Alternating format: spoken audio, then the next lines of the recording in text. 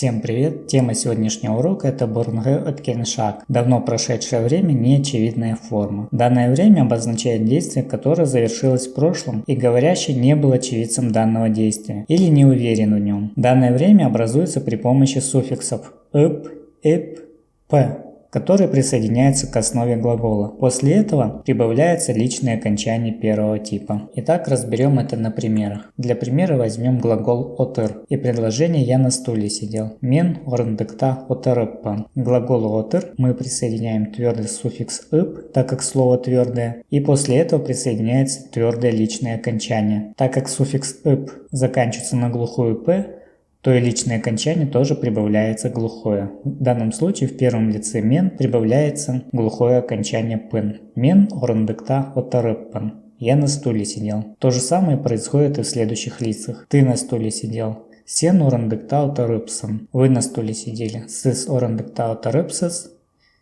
И в третьем лице стоит отметить то, что здесь появляется окончание у глагола. Ол орындыкта отырыпты. Он на стуле сидел или она на стуле сидела. После суффикса «ып» присоединилось в данном случае твердое окончание «т», так как глагол у нас твердый. Если глагол будет мягкий, то присоединится и мягкое окончание. Переходим к множественному числу. Мы на стуле сидели. Быс орындыкта отырыппыз. Вы на стуле сидели. Множественное число. Синдер орындыкта отырыпсындар. Уважительная форма будет звучать сыздер орындыкта отырыпсыздар. И в третьем лице множественного числа предложение будет звучать олар орындыкта отырыпты. Здесь также к глаголу в третьем лице присоединяется, помимо суффикса давно прошедшего времени неочевидной формы «ып», присоединяется личное окончание «т». Глагол звучит отырыпты. Следующий пример. Я в гости ходил. Мен конакка барыппын. Так как глагол у нас твердый, то и суффикс давно прошедшего времени неочевидной формы мы присоединяем также твердый. И также присоединяется твердые личные окончания. И предложение звучит мен конакка барыппын. То же самое происходит и в следующих лицах. Ты в гости ходил будет звучать сен конака барыпсын. Вы в гости ходили. Уважительная форма единственного числа будет звучать сен конака барыпсыз. В третьем лице предложение будет звучать ол конака барыпты. Он в гости ходил или она в гости ходила. То же самое происходит во множественном числе. Быз конака барыппыз. Мы в гости ходили.